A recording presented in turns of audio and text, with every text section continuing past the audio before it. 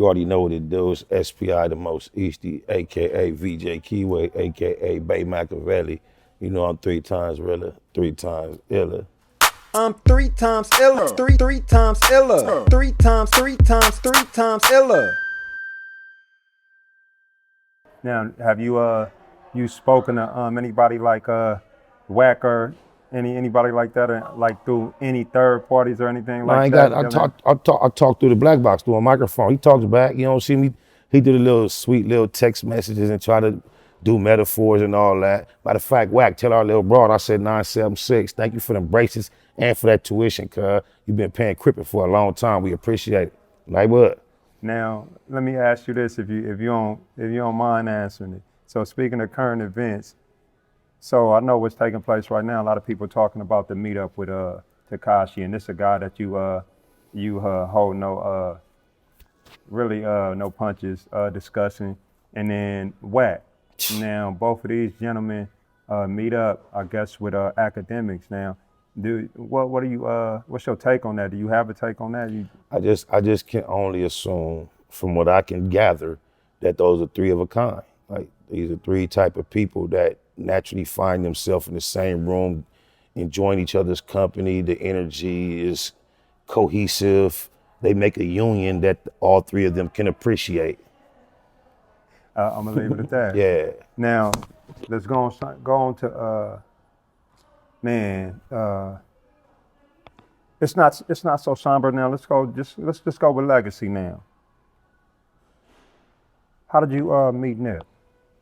Shout out to the Puto, 3 up top.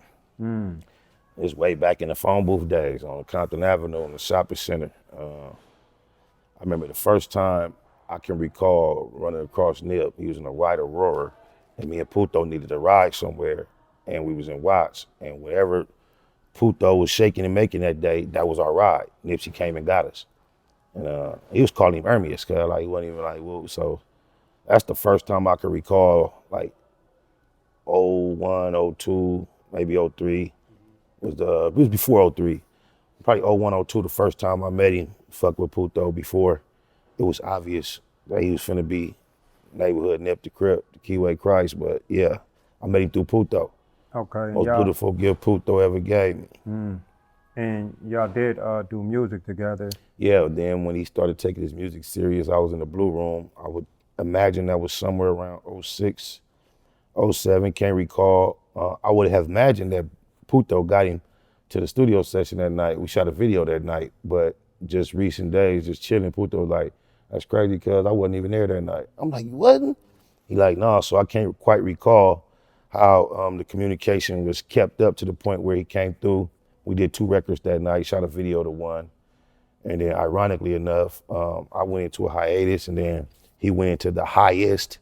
And right before he passed, we was able to reunite for 1 more record. Didn't quite able to get it done before he passed, but I finished it and it was gonna be a bigger event, but yeah, shout out to the neighborhood though. Do you remember where you were at when you received the news of Nip passing? Yeah, I was in the black box on the floor, laid out on the floor, taking a nap. I remember getting the call, Puto called me. He told me that shit. First he told me cuz I got shot.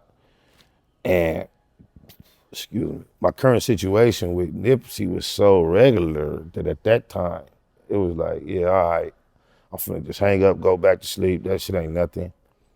And then the phone rang again. And then like when it rang again, I kind of like got a better idea how serious everything was. Ah, man, it was a cold day, cuz. Now, I know you're not no stranger to losing friends, you know, being that we do come from these environments, you know, and we have these affiliations with. It's the first time I lost a friend that was a part of anything that I generally had a lot of access to. And I'm talking about the industry now. And then out of everybody in the industry that you probably could imagine in the back of your mind, I should or could or would have access to, Neighborhood Nip was the only motherfucker fucking with me. So I never lost a friend who extended himself to me at that height of his career and included me in such an intimate setting that what he was building, not just what what's going on right then, but he was including me what he had planned on for the future. So for him to be the only one, and for us to have such a pure connection at that time, yeah, I've never lost a friend of that magnitude.